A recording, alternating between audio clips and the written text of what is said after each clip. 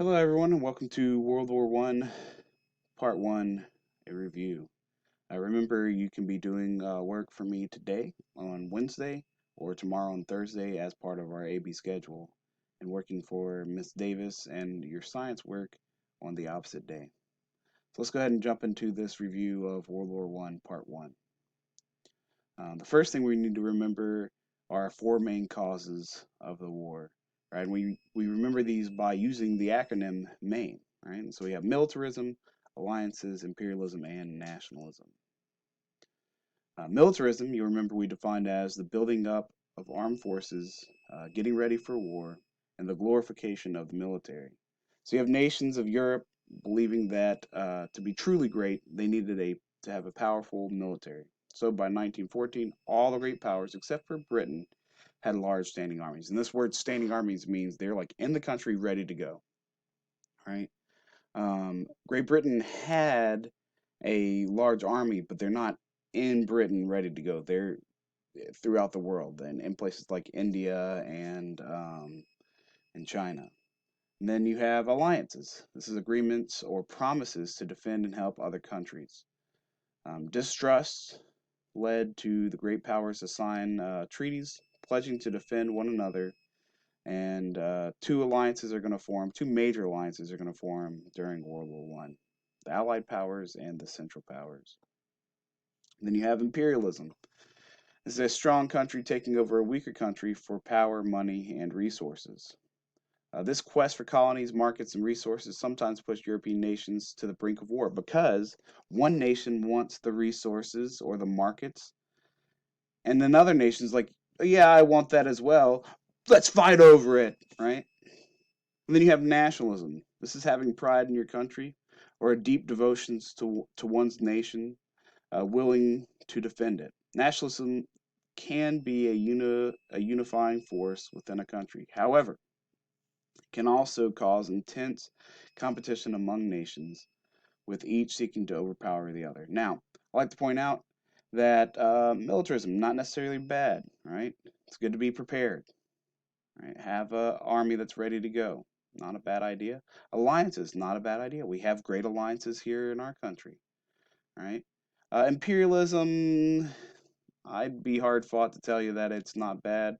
There are some good things that come out of imperialism, but mostly bad. All right, imperialism, the I and main, not my favorite. Nationalism is great, right? So I'd say the M, A, and the N all are fine until they're taken too far, right? We talked about this. If you have too much fruit, right? Fruit's great for you. You need to eat fruit. Have you eaten a fruit today? Go ahead and eat a fruit, right? I got some bananas. I'm going to have a banana after I make this video, right? You should too. Okay. But if I eat bananas all the time, it becomes bad for me because there's a lot of sugar in bananas. Right? Nationalism, that's a great thing. It's great to have national pride, right? I love America. I love my country, and that's a great thing. Now, if I love my country so much that I'm like every other country sucks, then we're going a little bit too far. Right? It's okay to say I think my country's better because why wouldn't I? Like I love my country. I do think my country's better than a lot of other countries, right? For multiple reasons. Does that mean my country's the best in the world? Maybe not. But I have a lot of pride in my country. However, if I take that pride and say, yeah, I'm willing to go defeat other people so that they start to mirror my country, okay, I've taken it too far, right? And that's what's going to happen, right? Militarism is going to be taken too far. Alliances is going to be taken too far. Imperialism is definitely going to be taken too far. And then even something as great as nationalism is going to be taken too far. And all these things are going to start to create tension in Europe and throughout the world. And then that tension is going to have a spark that blows it up, right? And you see here it says by June 1914, Europe was tense. You have Archduke Franz Ferdinand, heir presumptive of the Austrian-Hungarian Empire, and his wife. They're driving through Bosnia. This is a city of Sarajevo. I'm sorry, the Bosnian city of Sarajevo. They're inspecting their Imperial army, right? Um, this city, Sarajevo, is part of Austria-Hungary, right? It's been annexed. Acting on a Black Hand plan, this is a secret military society of Serbia, uh, Gavario Princip is going to shoot and kill Ferdinand and his wife. And you can see here the heir presumptive is an heir whose claim could be set aside by the birth of another heir, right? He's not the son of the king, he's the nephew, unless I'm misremembering, right? So if the king has a son, then Ferdinand is no longer going to be the king.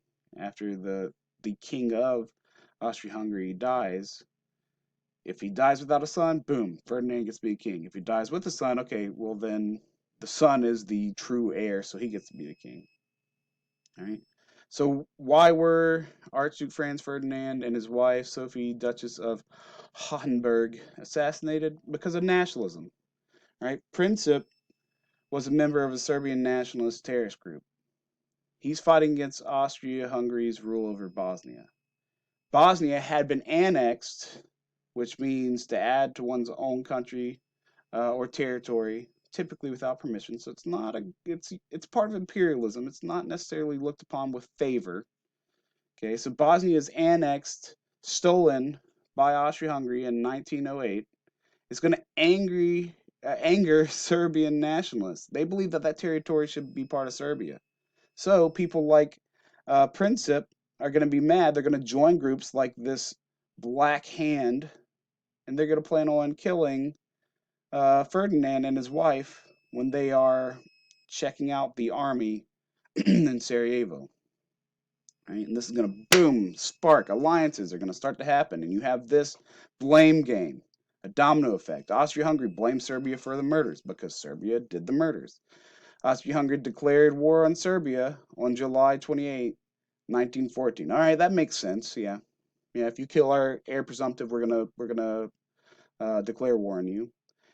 Then you have alliances start to come into play.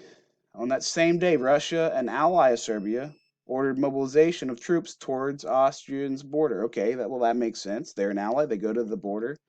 All right. France came to the aid of Russia. All right. Okay. On August 3rd, 1914, Germany attacked Belgium. Wait, what? Belgium hasn't even done anything, Germany.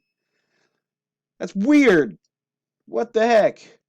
They attacked Belgium on its path to France. Okay, I understand going to France, Germany, but you brought Belgium in. That's weird. And Britain saying, hey, that's weird. You shouldn't attack Belgium, is going to declare war on Germany. And now you have a World War I beginning and going strong. Whew. And you can see here's our map. Germany attacks France through Belgium, trying to get to Paris. That's why they didn't just go with their border there. Serbia down here, Austria-Hungary are in war against them. Russia's like, no, we're at war against you. France is like, yeah, I'm with Russia. Germany attacks through Belgium. Britain's like, what? Why Belgium? We're at war with you, right? And the Ottoman Empire is going to join up. Italy's going to join up. Who else is going to join up here? Well, eventually, the United States is going to join up, right? It's truly a world war. And that is the end of our review of World War I, Part 1.